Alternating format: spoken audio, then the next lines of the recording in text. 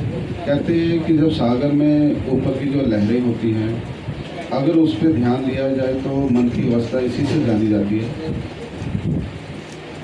जब हलचल रहेगी तो शब्द निकलता नहीं है अंदर से। और जब कोई व्यक्ति या संत महात्मा, कोई गुरु भाई अगर बोलता है तो उसी आधार से तब बोला जाता है जब ऊपर की अवस्था शांत हो जाए। तो कबीर साहब का सुनना और समझना इतना सरल नहीं है। आप लोग बहुत पुराने हैं, जानते हैं इस बात को। तो कल हम किसी विषय पे एक चर्चा में शब्द सुन रहे थे कव्वाली के रूप में। उन्होंने एक बहुत अच्छी बात बोली कबीर के उपलक्ष्य पे। क्या बोला कि कबीर को सुनना इतना आसान नहीं, कोई हंसी मजाक नहीं। जो व्यक्ति कबीर को समझने लग जाता है वाकई हंसी मजाक समझ में आने लग जाता है। कोई इंटरटेनमेंट नहीं है कबीर का। कबीर अगर वाणी कोई सुना रहा है, मंच पे बैठा है या चर्चा हो रही है, वहाँ पे हंसी मजाक खत्म हो जाता है। कहते हैं कि कबीर को सुनना इतनी गंभीरता, इतनी गहराई है, उसको आप जितना ले जाओ नीचे तक उतनी ऊंचाई तक उसकी सूरज जाती है शब्द। साहब ने तो इतनी सहज में इतनी गहराई की बात क्यों कही है? क्योंकि समझने वाले भी समझ नहीं पाए। किसी विषय पर साहब बताते थे कि रविंद्रनाथ टैगोर जो थे बहुत बड़े कवि थे हिंदुस्तान के।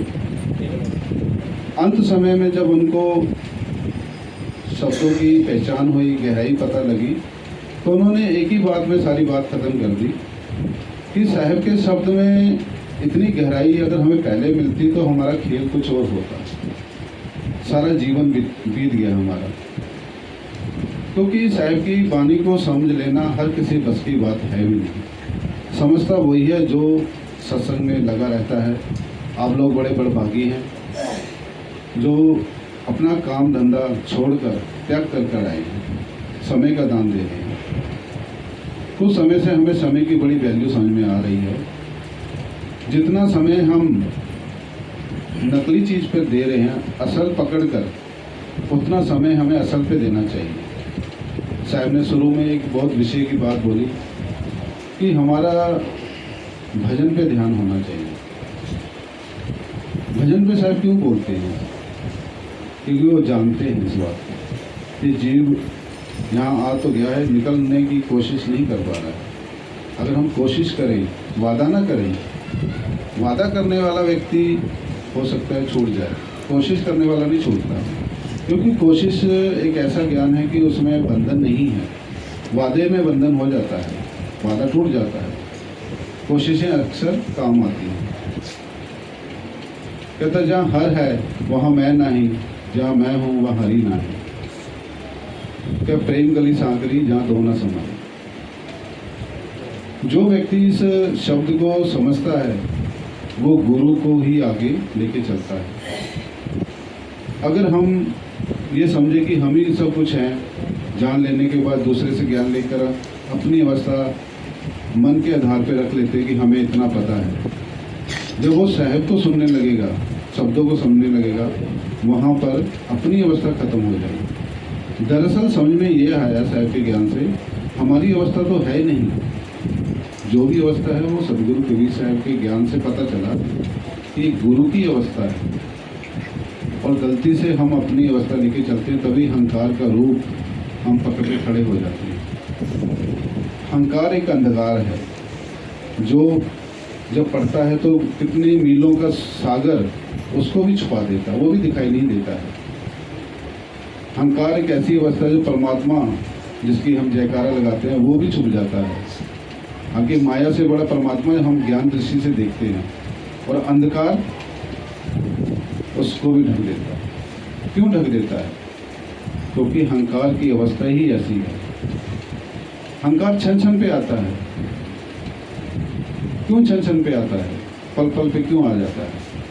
किसी को बोलने का अहंकार है, किसी को चलने का अहंकार है, किसी को अपनी माया इकट्ठे करने का अहंकार है, किसी को अपने ज्ञान का अहंकार है, किसी को सिंगर जो होते हैं उनसे बड़ा कोई अहंकार ही नहीं होता है, किसी को भोजन बनाने का अहंकार है, किसी सेवा का अहंकार लग जाता है।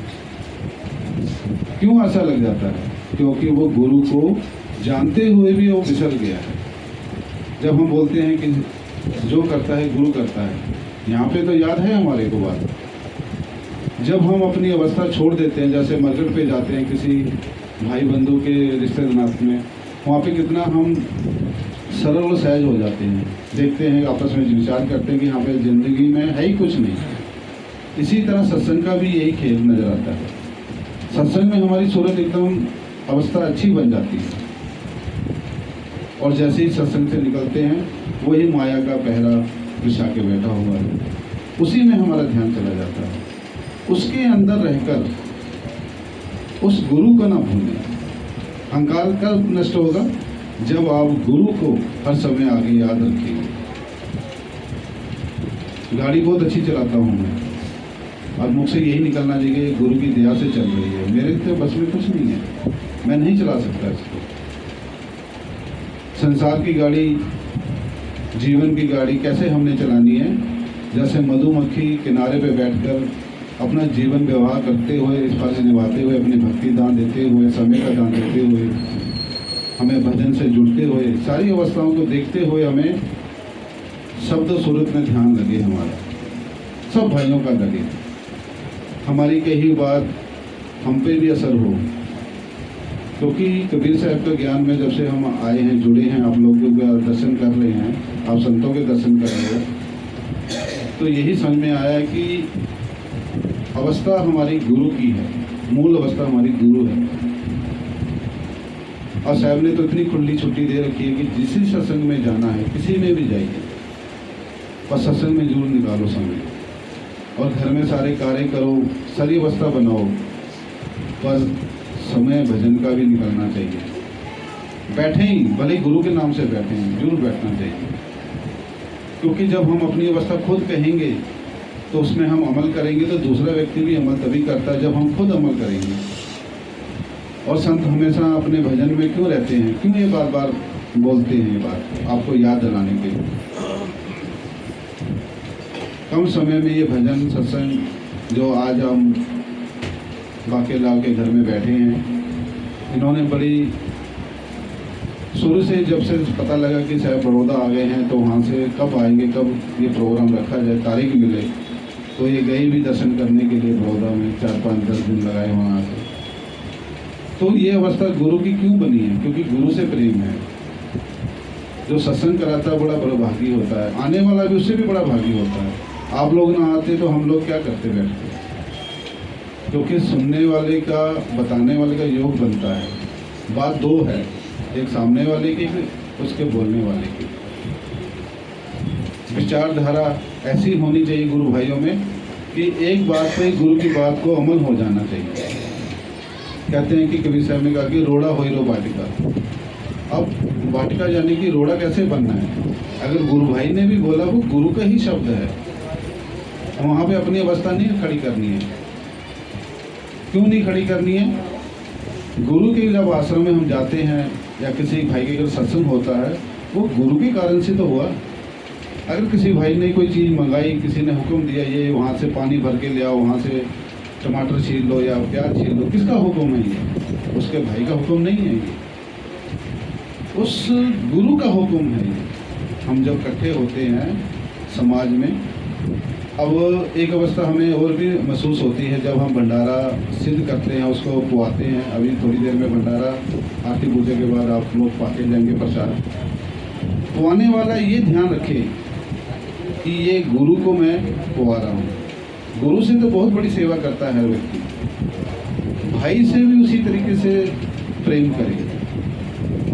जब हर बात समझ में आती है कि घर में सब साहब है, साहब की दृष्टि से देखें। जब हम उसकी शुरुआत कोई करता है तो उसका परिवर्तन अपने आप दिखाई देता है।